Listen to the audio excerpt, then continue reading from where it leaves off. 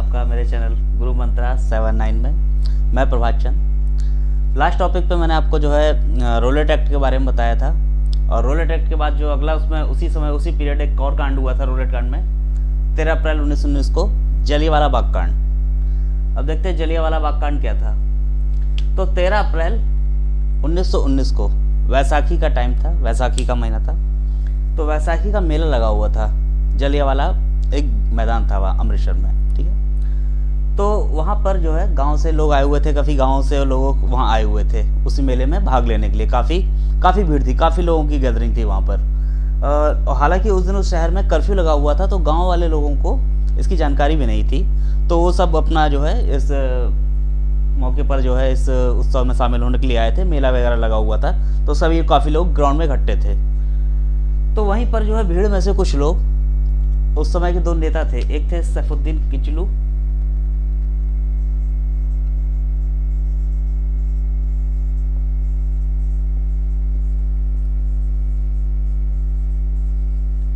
और दूसरे थे डॉक्टर सत्यपाल।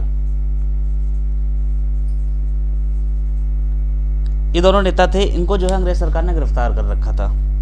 तो उसी भीड़ में से कुछ लोग जो है इनकी गिरफ्तारी का विरोध करने लगे, उनको रिहाई करने के लिए काफ़ी जो है नारे लगाने लगे, और काफ़ी जो है एक सभा उन्होंने एक आयोजित कर ली वहाँ पर।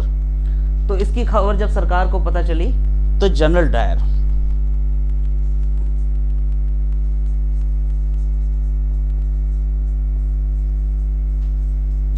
था, इसने क्या किया, ग्राउंड में प्रवेश किया, उस मैदान में आ गया कई सारे सैनिकों के साथ, और उसने जो है मुख्य द्वार को बंद कर दिया। उस मैदान से जो निकलने वाला मुख्य द्वार था उसको बंद कर दिया, और बिना किसी पूर्व चेतावनी के या उनको मौका दिए बिना कि खाली करना है या जो भी है, सीधे जो है गोली चलाने का आदेश दे दिया।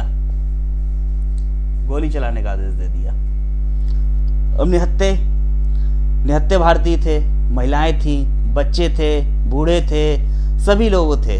उसमें कई राउंड गोलियां चली, बहुत से लोग मारे गए, लेकिन सरकारी आंकड़े के हिसाब से केवल 376 लोग।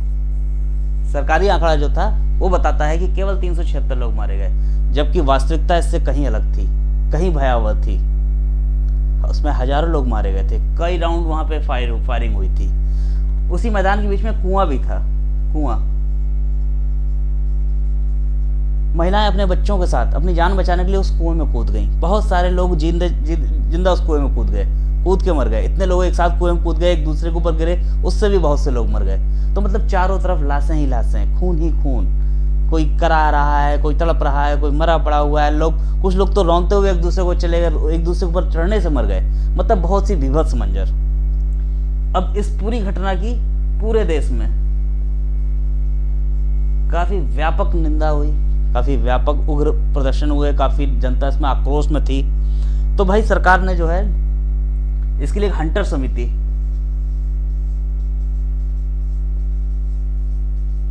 भाई सरकार पे थोड़ा दबाव पड़ा, तो सरकार ने भी एक हंटर समिति जो है गठित कर दी। इस हंटर समिति का काम क्या था कि इसने जो है इस पूरे मामले को जांचा परखा और अपनी रिपोर्ट दी। इस रिपोर्ट में उन्होंने जनरल डायर को दोषी की जगह कर्तव्यपरायण दिया।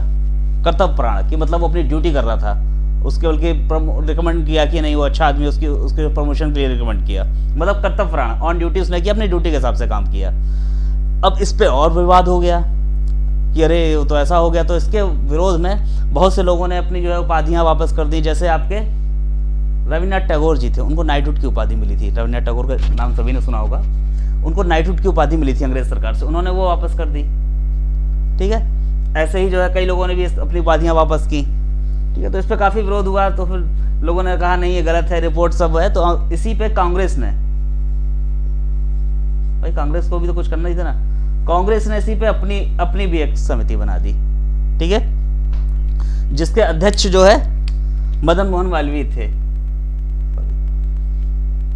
एक कमेटी बनाई जिसकी जो है मदन मोहन मालवीय थे, मदन मोहन जी इसके अध्यक्ष थे। इन्होंने अपनी रिपोर्ट में जनरल डायर को दोषी सिद्ध किया कि नहीं ये दोषी था, ठीक है। और गांधी जी जो थे, गांधी जी ने जो हंटर जो है, हंटर समिति की जो रिपोर्ट थी उसको पन्ने दर पन्ने निर्लज्ज रिपोर्ट कहकर उसका विरोध किया। तो ये सारी चीजें थी इस जलियांवाला बाग कांड में। बहुत से लोग मारे गए, लेकिन सरकारी आंकड़ा तो सिर्फ 376 का था। तो इससे देश में बहुत उग्र, मतलब काफी विरोध की भावना, काफी लोग अंदर से उग्र हो गए इस घटना से कि बताइए इतनी बड़ी घटना, इतने भारतीयों को ऐसे ही मार दिया गया गोली चला के, बिना किसी कारण, बिना किसी उसके, ना कोई चेतावनी दी, ना कुछ ऐसा। तो इस घटना का पूरे देश में व्यापक प्रभाव पड़ा और कहीं ना कहीं इससे लोग आपस में एक दूसरे से कनेक्ट भी हुए। ठीक है, तो ये था जलियांवाला बाग कांड। चलिए अब इसके बाद अगला पढ़ाते हैं आपको खिलाफत। इसी के बाद जस्ट हुआ था खिलाफत आंदोलन। अगला है खिलाफत आंदोलन। इसका जो टाइम पीरियड था 1919 से 1924 के बीच। एक्चुअली खिलाफत आंदोलन को एक जुड़वा आंदोलन भी बोलते हैं, क्योंकि इसके साथ ही साथ ना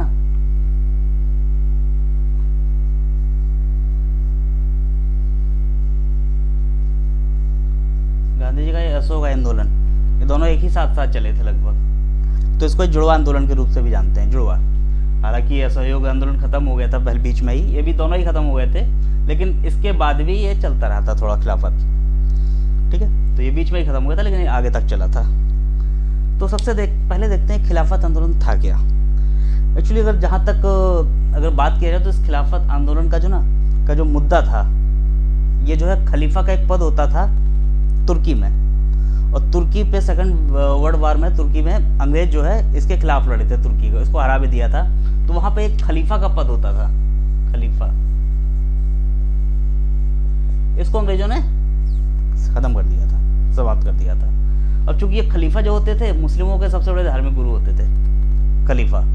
तो इसका बड़ा व्यापक जो हुआ, तो पूरे विश्व के जो मुसलमान थे इन्होंने काफी प्रतिक्रिया दी। तो उसी की प्रतिक्रिया भारत में भी थी। भारत में इसी खलीफा के पद को पुनः स्थापित करने के लिए, मतलब फिर से वो उन्होंने मांग की कि इस खलीफे के पद को फिर से जो है बनाया जाए तुर्की में। तो इसी मांग को खिलाफत आंदोलन में मुख्य मुद्दा बनाया गया कि ये जो है, तो बेसिकली भारत का इससे कोई प्रत्यक्ष रूप से तो कोई लेना देना नहीं था, क्योंकि ये तुर्की का मामला था ना, तुर्की ये राजनीतिक मामला था, दूसरे राज्य का, दूसरे देश का मामला था। लेकिन फिर भी अब चूंकि मुस्लिम थे यहाँ पे, तो उनके जो धार्मिक गुरु थे, तो उन्होंने ये आंदोलन स्टार्ट किया। अब देखिए इस आंदोलन में क्या क्या हुआ, ठीक है ना। मुख्यतः समझिए ना कि भारत से इसका सीधा सीधा संबंध नहीं था। मुसलमान जो कर रहे थे वो तुर्की के लिए कर रहे थे, ना कि भारत के लिए। अब इसमें हुआ क्या क्या कि सितंबर 1919 क्या किया गया, एक खिलाफत कमेटी का गठन किया गया, खिलाफत कमेटी का। ठीक है, इसमें जो है इसके जो अध्यक्ष थे शेख घोटानी,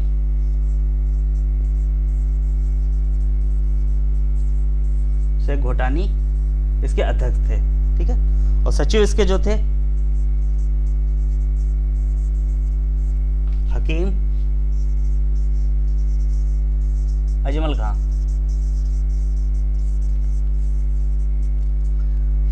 जो खिलाफत कमेटी हुई, इसके अध्यक्ष जो है हकीम घोटानी और सचिव जो है हकीम अजमल खां, ये इसके अध्यक्ष और सचिव थे।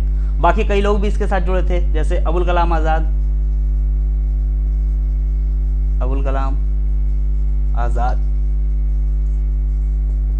जिन्ना भी इसी में जुड़े थे।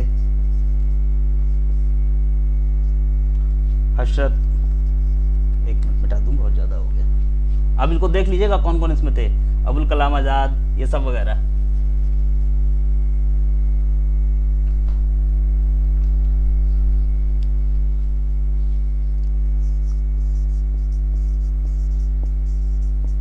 हसरत मोहानी, ये सभी लोग इसमें सदस्य के रूप में जुड़े हुए थे। इन्होंने जो है इनका एक ही रणनीति थी कि वह किसी तरह से अंग्रेजों पे दबाव बनाए कि वहां पर इसको जो है जोड़ना था, जो है खलीफा के पद को पुनर्स्थापित करना था। अब क्या हुआ, नवंबर 1919 में अखिल भारतीय कांग्रेस कमेटी का गठन हुआ। अभी तो अभी जो खिलाफत कमेटी का हुआ था, लेकिन अखिल भारतीय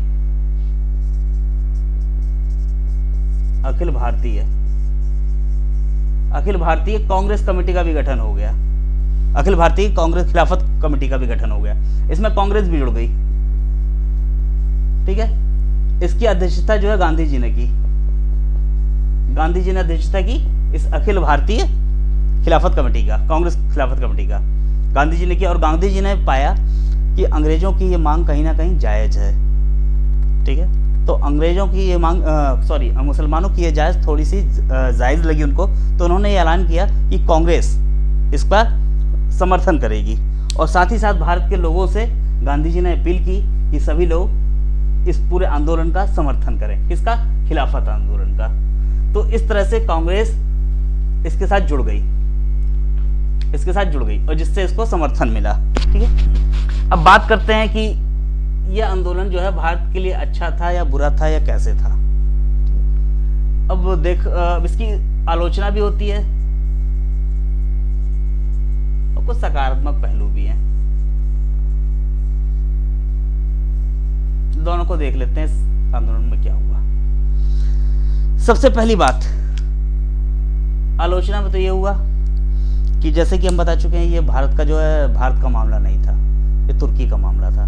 तो वही वाली बात है बेगानी शादी में अब्दुल्ला दीवाना, कि लड़ाई कहीं की और लड़ भारत वाले रहे हैं, उसमें वो आंदोलन चला रहे हैं, तो इसका कोई खास वो था नहीं। तो इसकी बड़ी आलोचना हुई कि जो है दूसरे देश के मामले में हमने जो है जबरदस्ती का वो किया। ये राज्य क्षेत्रातीत मामला था, दूसरे क्षेत्र का था। दूसरा, लोग गांधी जी की आलोचना करते हैं कि गांधी जी के ऊपर आरोप लगाते हैं कि गांधी जी ने इसमें जो है जबरदस्ती राजनीति में जो है एक संप्रदायवाद को उसेड़ दिया, मुस्लिम वर्ग को। और उन्हीं के कारण क्या हुआ, अब चूंकि इन्होंने जो है इस आंदोलन को जो है कांग्रेस ने जो है बढ़ावा दिया, तो अब चूंकि अब ये राजनीतिक आंदोलन था एक, तो इसमें क्या हुआ, जब धर्म की बात आ गई, ये धर्म जुड़ गया कि मुस्लिम धर्म से प्रेरित, तो जो कर्तव्य पड़ा है, जो देश, जो भारतीय जो थे, जो क्या कहते हैं, जो धर्मनिरपेक्ष जो मुस्लिम कुछ नेता थे, उनकी जगह मौलवी और कठमुल्ले मतलब कट्टर जो मुस्लिम है, इन लोगों ने जगह ले ली। इनकी जो धर्मनिरपेक्ष नेता थे मुस्लिम के, जैसे आपके जो है अब्दुल कलाम आजाद, ये सब जो लोग थे, हजरत मोहनी, इन सब की जगह मौलवी और इनको दिया। हालांकि जिन्ना ने गांधी जी को समझाया भी था उस समय, जब जिन्ना और गांधी एक थे, कि आप ये जो कर रहे हैं ना, इससे मौलवी और कठमुल्ले अगर आ गए आपकी सत्ता में, तो ये इसमें सांप्रदायिकतावाद को बढ़ावा देंगे और कहीं ना कहीं एकता के लिए खतरा होगा।